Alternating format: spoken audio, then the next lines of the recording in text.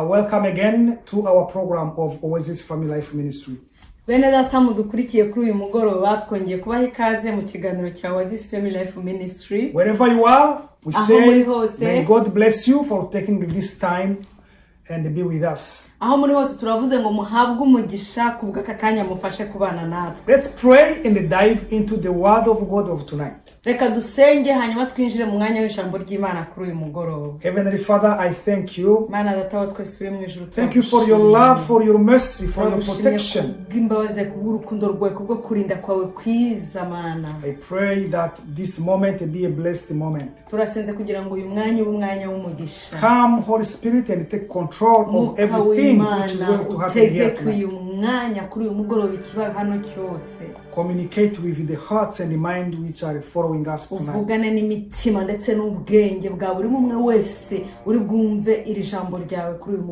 Bless each and every one in the name of Jesus, I pray. Amen.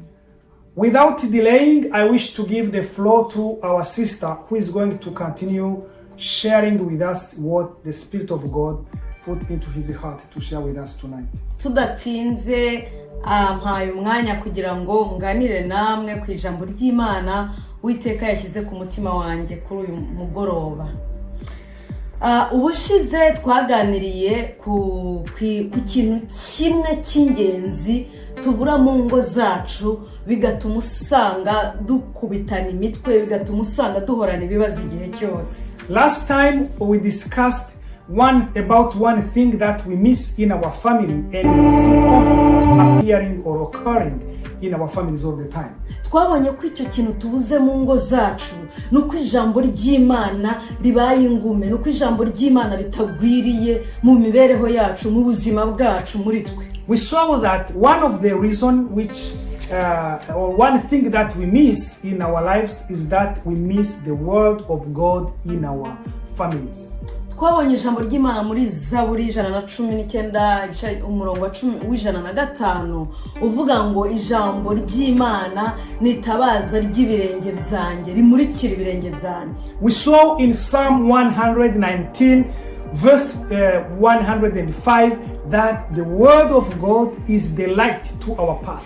Twabonye ukuntu hatari ijambo ry'Imana, urugo rubuze mu ijambo ry'Imana, nubwo rwaba rwuzuye ibintu byinshi, nubwo abantu baba ari abatunzi, ariko babuze ijambo ry'Imana muri bo, nta mucyo uhaba, nta munezero uhaba, urugo ruba rwuzuye umwijima gusa. We saw that even if a family can have many riches, a lot of material things, without the word of God, there is no light, there is no joy in that family. Kubera ko twabonye ko ijambo ry'Imana ni Imana ubwayo. We saw that the word of God is God himself.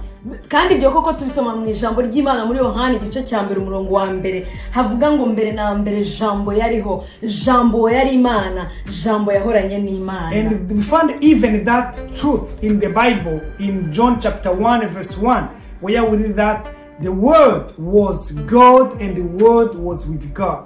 Niyo mpamvu ahantu urugo rubuze mu ijambo nubwo baba bitwa ngo ni abakristo, ariko hari abakristo benshi babuze ijambo, badafite ijambo ry'Imana mu mitima yabo, usanga birukira ibindi bintu bitari ijambo ry'Imana, bitari ugutunga ijambo mbere na mbere mu mitima yabo. There are even more family Christians, they live without the word in their families. They look after stuff, but they don't have a time to have the word in their families. Twabonye ko ijambo ry'Imana ku bantu bakunda ijambo ry'Imana, bakunda gusoma ijambo ry'Imana, baritunze mu mitima yabo kandi bakaryubahiriza. Twabonye ko iri bigisha kuvuga mu gihe cyo kuvuga, rikabigisha guceceka igihe cyo guceceka, ntabwo baba bakazitereyemo. We saw that when you have the word of God, as a family member, as a wife, as a husband, you learn to speak when it is time to speak. You learn to keep quiet when it is time to keep quiet. Twabonye kandi ko bene abo bantu bene izo ngo zigira isaha bagennye y'ijambo ry'Imana, donc bakabifata nka appointment cyangwa se rendezvous bagirana n'abandi, bafite rendezvous, bafite isaha basomera ijambo ry'Imana, basengeraho, Imana igahura nabo, ikavugana nabo, ikabuzuza ijambo ryayo muri bo. We saw also that families which have the word of God in them, they have the time to read and pray every day.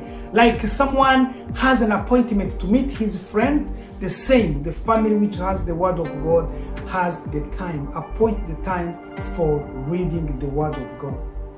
Kuri uyu mugoroba rero tugiye kureba imbaraga zo gutunga cyangwa se zo kugira ijambo ry'Imana mu ngo zacu, imbaraga rigira. Tonight we are going to discuss about the power of having the word of God in our families. Donc importance cyangwa se nanone inyungu kandi turaza kubonamo inyungu. And we are going to discuss about the importance of having the word of God in our families. Ndumva nifuza ko twakongera tugasoma ijambo twasomye ubushize kugira ngo tubyumve neza. Ijambo riri muri Luka ibice 6 umurongo wa 47 kugeza kwa 49. For us to understand well, we are going to read in Luke chapter 6 verse 47 to 49. Haranditse ngo umuntu wese uza hondi akumva amagambo yanjye akayakomeza ndabereka ukwasa asa n'umuntu wubaka inzu agacukura hasi cyane akageza urufatiro ku rutare nuko umugezi wuzuye uhururira kuri iyo nzu ariko ntiwabasha kuyinyeganyeza kuko yubatswe ku rutare. Naho rero uwumva ntabikore asa n'umuntu wubatse inzu ku butaka adacukuye urufatiro nuko umugezi uyihuriraho ako kanyiragwa kandi kurimbuka kwayo kwabaye kubi. Imana idufashe. Whoever comes to me and hear my sayings and does them, I will show you who he is like. He is like a man building a house who dug deep and laid the foundation on the rock. And when the flood arose and the stream beat vehemently against that house and could not shake it, for it was founded on the rock. But who heard and did nothing is like a man who built a house on the earth without a foundation, against which the stream beat vehemently, and immediately it fell, and the ruin of that house was great. These things that we miss, it has a very important impact in our family. Izi mbaraga z'ijambo ry'Imana mu buzima bwacu bwa buri munsi nizo numva nifuza kukubwira kuko ni imbaraga z'ukuri, ni imbaraga zikiza, ni imbaraga zifatika. I wish to tell you that this power that I'm talking about from the word of God is real. It heals and it's important in our family. Ni imbaraga zibohora. They are a power which can deliver people. Tumaze gusoma ijambo ry'Imana, uyu ni Yesu ubwe wabivugaga abwira abantu ukuntu umuntu wumva ijambo ry'Imana ntarikomeza ameze ariko urikomeza. Katwivugira urikomeza, wumva imbaraga, wumva ubwiza bwaryo nawe ubikunde. I don't wish to emphasize on that person who does not keep the word of God. I'm going to emphasize on this person who keeps the word of God, so that you understand the importance of keeping the word of God in your life. Yes, aravuga ngo wumva iryo jambo ry'Imana karikomeza ngo ameze nka wa muntu ujya kubaka inzu akabanza agacukura fondasiyo cyane hasi. Jesus is saying that the person who hear his word and keep it is like that person who, when he's building a house, first of all, he dig and he finds a foundation there deep. Ngo kandi fondasiyo akayicukura ku rutare. And until he reaches on the rock. Ibi bishatse kuvuga iki? What does it mean? Naritegereje mbona iyo bagiye kubaka inzu ikomeye ya etage. I saw that when people want to build a house which has many levels, bifata igihe kinini mbere yo kugira ngo bazamure hejuru babanza koko gucukura hasi, babanza kubaka hasi, fondasiyo igiye hasi cyane. It takes time Because before they start building up, they first dig down to find a deep and strong foundation. mbere yo kubaka hejuru babanza kubaka hasi. Before building up, first of all, they build deep. Fondasiyo ishobora kumara n'amezi itaruzura. Building a foundation can take months without finishing it. Noneho hejuru hakazafata nanone ikindi gihe kugira ngo hazamuka gahoro gahoro. And also building up levels also take another time. Ariko nanone nitegereje utundi tuntu tw'udutente abantu bubaka iyo bagiye nko gukampika ahantu mu mashyamba bari muri voyage barasuhukiye ahantu bubaka akantu k'agatente ijoro rimwe kakaba karuzuye bakanakaryamamo ariko koko umuyaga ushobora kugasenya mu minota 2 umuyaga ushobora guhuha ugahita uriterura bakisanga baryamye hanze. I saw also those who build tents, especially those who go for vacation time in the woods somewhere. They build small tents. They put sticks somewhere, maybe 4-6 corners, and then they build that tent. That tent is not strong enough. The wind can come and blow it out. That's why God also takes time to build us. That's how the word of God also transforms us slowly. Mbanze mbwira n'abantu bari mu mirimo y'Imana abagabo n'abagore kwanza mufite n'aba ministries muri kubaka abana banyu bishobora gutsinda guhinduka ariko jya mu ijambo ry'Imana aha shitani n'uyu mubiri n'isi bizakoreka ko kwibanda ku ijambo ry'Imana kabari ryo ukomeza ubwira abantu ngo bazahinduka ko bigoye ariko ijambo ry'Imana hari umuntu umwe yigeze tuganira avuga ngo Imana isekura gahoro ikanoza cyane uko niko n'ijambo ry'Imana rimera urigendamo ushobora kudahita ubona impinduka zihuse ako kanya ariko burya hari icyo riba riri gukora mu buzima bwawe ndetse no mu buzima bw'imibereho yabawe bose. Sometimes some people get discouraged when they don't see change, when they read the Bible, when they invest themselves in reading and applying the word of God. But I wanted to tell you, that's how God works. He goes slowly but surely. What I'm assuring you is that when you keep the word of God in your heart, it will have a positive impact in your life and in the life of people around you. Igihe cyose ntuzifuze kwirukanka cyane. All the time we don't wish to run fast. Kubera yuko simvuze nanone uko ngo uzagende gahoro. And also I don't say go slowly. Mu bintu byose uzagende ku gihe cyabyo gikwiye. Everything do it in its time. Nicyo nkundira ijambo ry'Imana. That's why I like the word of God. Ijambo ry'Imana ritwigisha kutababanebwe. The word of God teaches us to be courageous. Kandi ritwigisha kutababanebwe kandi rikatwigisha gukora mu gihe gikwiye tudatanga Imana imbere kandi tutanayisize inyuma. And also it teaches us to work on time, to be on time, and not to go before God or to go behind his schedule. Reka twongere dusome mu Baroma ibice 10 umurongo wa 17. Let's read in Romans chapter 10 verse 17. Ndumva rifuza kubakundishira ijambo ry'Imana. I wish to make you like and love this word of God. Niba utanarikundaga, niba utagiraga umwanya wo gusoma ijambo ry'Imana, ukaba urarambitse Bibiliya yawe, bamwe bakunda no kuryitwaza mu masakoshi, abandi bakazitwara mu mamodoka, ndetse iyo tugiye mu mahoteli tuzisanga mu matiriwari y'amahoteli, ariko ninde urisoma?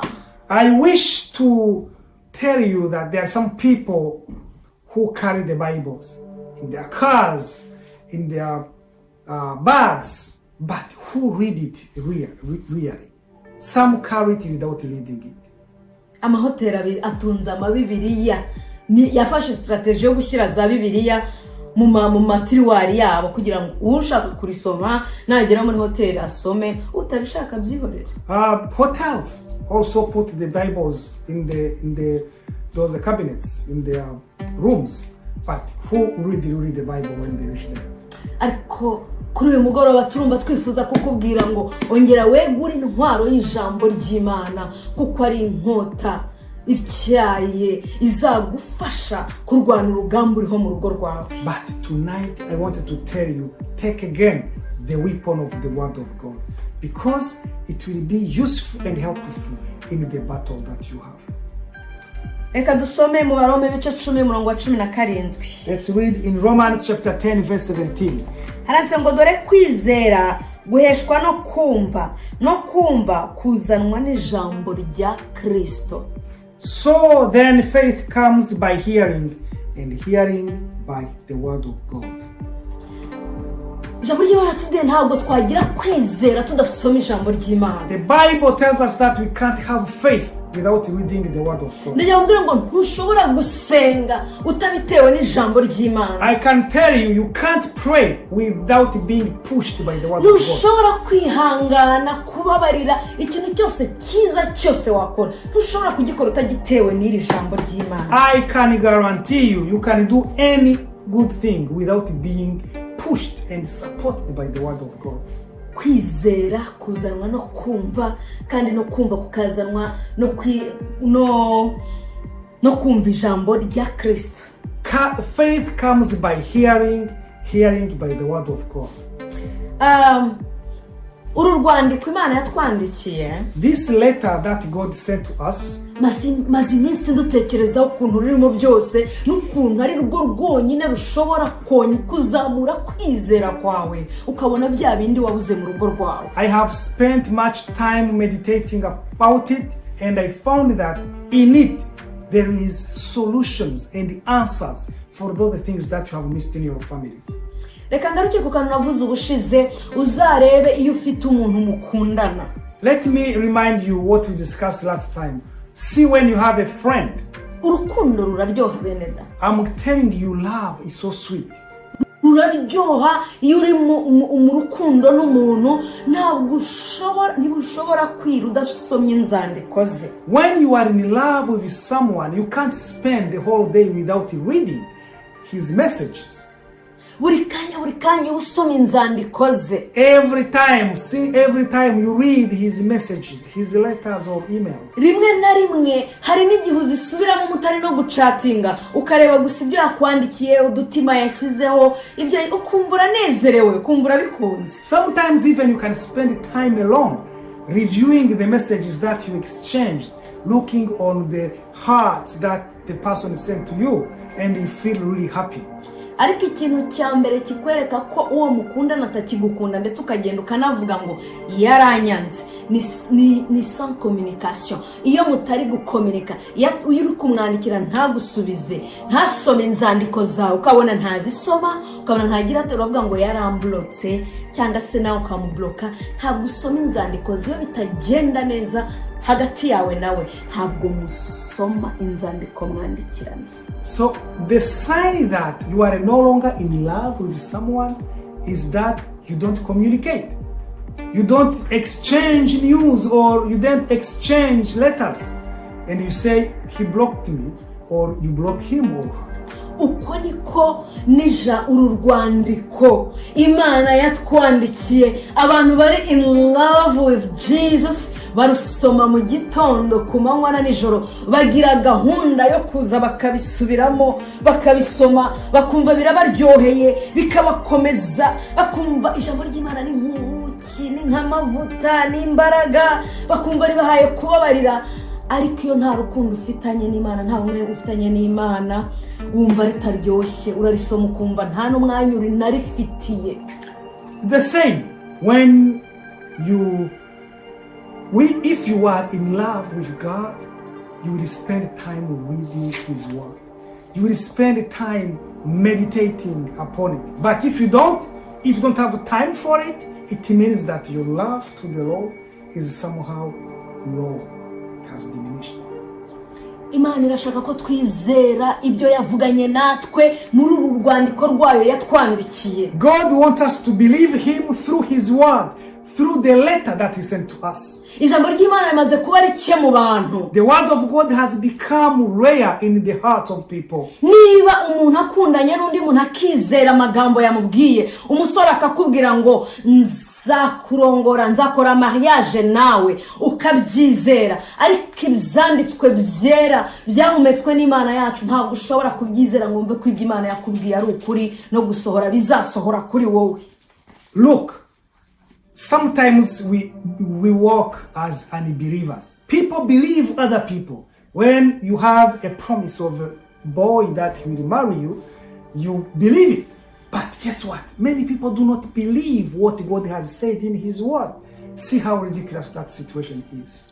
umwana w'umuntu arakubwira ngo nzakugurira imodoka nzakubakira inzu ukumva ko ari ibyo ukabyiza ibyo bikagushimisha kubera ko you are in love hamwe nawe cyangwa ukumva ko ibyo akubwiye koko bizasohora ariko iby'Imana yatubwiye umuremyi w'ijuru n'isi datudukunda inshuti yacu rutazaza indi zose zikubeshya ntabwo ushobora kubyizera ngo wumve ko ari byo.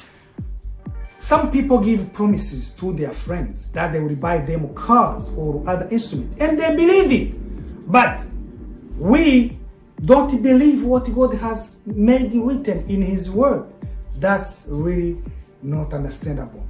Wakwizera ute utumvishije wakumva ute utasomye ijambo rya Kristo? How can you believe without hearing? How can you hear without reading the Bible? Niba wizera umwana w'umuntu ibyo akubwira mu nyandiko muri izo chat za buri munsi birushijeho iri jambo ry'Imana. If you can trust and believe a human being in what you discuss in many chats that you have with them, you should trust more what God made be written in His Word. Ariko ikibazo shitani ntashaka ko abantu basomera ijambo ry'Imana. Unfortunately, the devil does not want that the people read his Bible, his word, the Word of God. Niba hari igitabo cyarwanyijwe kuva cyakwandikwa kuva kera ku ngoma z'abami b'Abaroma twumva Bibiliya yaratwitswe ikajugunywa n'uyu munsi none kirwana. I can tell you, the devil has fought against this book from many years. This book has been burned. It has been fought many times, but still it strives. Ariko shitani nawe sumuswa. But also the devil is not ignorant. Kuko uko barwanyaga ijambo ry'Imana batwika za Bibiliya niko abantu barushaga kugira amatsiko bibaza buryo umuntu narwa buryo hari igihe uyu umuntu ari kurwanya undi cyangwa arwanya ikintu abantu bagira amatsiko yo kumenya ngo kubera iki umuntu ari kurwanwa cyane cyangwa kubera iki kintu kiri kurwanwa cyane bakagira amatsiko yo kumenya ikintu kiri behind yuko kurwanya icyo kintu. But also sometimes when a situation or something is being fought, other people tend to say why this thing is fought on this level, and they are curious to know what's going on. Shetani rero icyo yakoreye abantu b'iki gihe ni ukuvuga ngo ariko Bibiliya ni mureke kuzitwika wa mugani reka tureke kuzirwanya ahubwo muzireke bazigendane mu bitabo byabo bazibike mu masakoshi yabo bazibike mu byumba bazigendane mu mamodoka ariko mubabuze umwanya wo kuzisoma. But what the devil has done, he told his people, don't even burn the Bibles, let them alone, but push people to keep their Bibles in their handbags in their rooms, but let them not read it. Yeah, abantu benshi barazigendana ariko ntibazisoma. Many people go with their Bibles, but they don't even read them. Ubu noneho aho bintu nageze no mu mafone yacu zirimo muri internet mu makompiyuta ibintu ahantu henshi tugendana ama Bible ariko nta n'umwe ukeneye kuyisoma. Currently, even people have downloaded the Bibles in their phones. Unfortunately, they don't read it. Ibyo nabigereranya na cyagiye Abisirayeli bari mu butayu kwa muri Egiputa. Farao abareko yarababwira ngo ni mubareke bagende ngo ariko ntibangiye kure. I can compare our current situation with the one of Israelites when they were to Pharaoh's slavery, when he told them, if you want to go to worship your God, go worship, but don't go far from me. Yeah, ni kimwe. Are the same. Mubareke bagendana izo Bibiliya bazitwaze mu mifuka yabo ariko ntibazisome ntizigire icyo zibamarira. Let them go, let them keep their Bibles, let them carry them wherever they go, but let them not read it. urumva harimo umwijima mwinshi mu mutima wawe? Do you feel a kind of darkness in your heart? urumva ushaririwe n'umugabo washatse cyangwa n'umugore washatse? Do you feel bitterness because of your wife or your husband? urugo ruragushaririye, abana, akazi karagenda nabi, ibintu bimeze bibi, biri nabi mu muryango wawe, mu buzima bwawe bwa buri munsi. Do you find chaotic situation at your workplace, into your family, with your children, husband, so on? Dawidi yaravuze ngo ijambo ryawe Mana ni itabaza ry'ibirenge byanjye. David said, oh my God, your word is like a lamp to my feet. Niba ubuzima bukubereye nabi mu nzira wari urimo, If life is tough in your path, hindukirira ijambo ry'Imana. turn to the word of God. Rizakwigisha gusenga, They will teach you how to pray. rizakwigisha kwihangana, They will teach you how to be patient. rizakwigisha gukunda abanzi bawe. They will teach you how to love your enemies. Ibyo bituma ugira amahoro n'imbaraga kuri bo, And by that you will be peaceful and you will have a power over them. kandi rizagushoboza ibyo wewe wari warananiwe. And it will help you to do what you have failed to do before. Kuko ijambo ry'Imana ni imbaraga z'Imana. Because the word of God is the power of God. Zishoboza utishoboye. The power which strengthens those who are weak. Reka turangirize ku ijambo riri muri Luka ibice 21 umurongo wa 33. Let's complete our readings or our message today with a passage in Luke chapter 21 verse 33.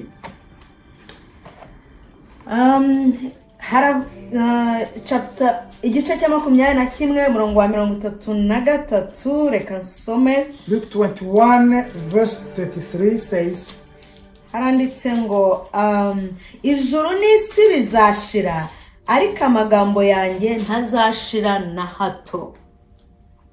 Heaven and earth will pass away, but my words will no means pass away. Iri jambo ni Yesu nanone ubwe, inshuti yawe gukunda kurusha abandi bose, yivugiye. This word is from the mouth of your friend who loves you more than other friend, Ijuru Jesus. n'isi bizashira. He said heaven Hallelujah. and earth will pass away, ngo ariko ijambo ryanjye ntirizigera rivaho rishira. but my word will never pass. ngaho tekereza ari inshuti yawe kubwiye ayo magambo ikaze kuvuga ngo nukuri nzagukorera ibi, nzagukorera kandi sinzigera mpinduka na rimwe. Imagine if that's the promise of your friend who comes to you and tell you, I will do this for you, I will do that for you. Abana mu rugo, iyo papa cyangwa mama babwiye ngo nzakugurira iki, ngubu tuvuge nka hano mu rugo, papa akavuga ati nzabajyana gutembera Disney World n'urugero, muri vacation mwafunze, abana bose baba byiteguye bavuga bati papa zatujyana nta kabuza. N'ibyo bakora byose babikora bitegura, akabikuye umwenda ati niwo nzambara papa yatujyanye hahandi yatubwiye, tukabyizera ko turi babi. Kuki tutizera ibi bintu Yesu yavuze yatubwiye koko? Take example in your family. For example, if in your family, for example, if you give a promise to your kids telling them, I will take you for a vacation somewhere in a good place, kids believe it. They can even start preparing themselves because the father has said it. Brothers and sisters, why don't we believe what God said in his word? Hari ikintu bita living will cyangwa se umurage. There is sometimes what they call living will. N'urwandiko living will cyangwa se umurage n'urwandiko umuntu yandika akiriho ariko akandika ibintu bazakora yapfuye. The living will is like a statement of what will be done after you are dead. Igira umumaro iyo umuntu atakiriho. That living will get or has importance when that person has passed away. Naho iyo umuntu akiraho byose biba bikiri mu biganza by'iyo, niba yaravuze ngo bazamuha iki nimara gupfa, muzajyaha iyi nzu bazayihuyu, ibi bazabi ntabwo ntibigira umumaro wa muntu akiriho. Ariko iyo amaze kuva ibya bindi byose yavuze bishyirwa mu bikorwa nk'uko yabivuze. Umuntu wese abyubahiriza nk'uko nyir'ubwite, nk'uko nyakwigendera atarapfa yabivuze. the living will has its importance when someone is dead. When he's still alive, that living will does not have any importance. Niyo mpamvu kuko Yesu yari azi ko azagenda ntabwo yari ari kumwe natwe. Niyo mpamvu iyi Bibiliya yanditswe byari mu mugambi w'Imana kuva kera. Hanyuma Yesu aravuze ngo ijuru n'isi bizashira ariko ijambo ryanjye nivugiye iri ntabwo rizahinduka na hato. Jesus knew that the time will come. That's when he made his word be written, and he added, earth and heaven will pass away, but my word will no means pass away.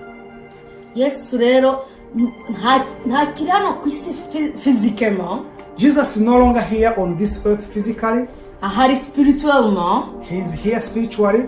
Ariko yadusigiye uru rwandiko ruzagira umumaro mu mwanya we. But he has left us this letter which will be important in his place. Ndumva shaka kugukundisha iri jambo ry'Imana ukumva ko ari risigaye mu mwanya wa Yesu. Ibyo utabona physiquement ngo Yesu abikubwire, yadusigiye ijambo rye ngo ribane natwe physiquement, aho atari ijambo yasize avuze yandikishije ribane natwe kandi rigira ubuzima muri twe. I wish to make you love this word of God. It's like a legacy from Jesus, so that when we cannot see him physically, we read what he said, so that we believe him.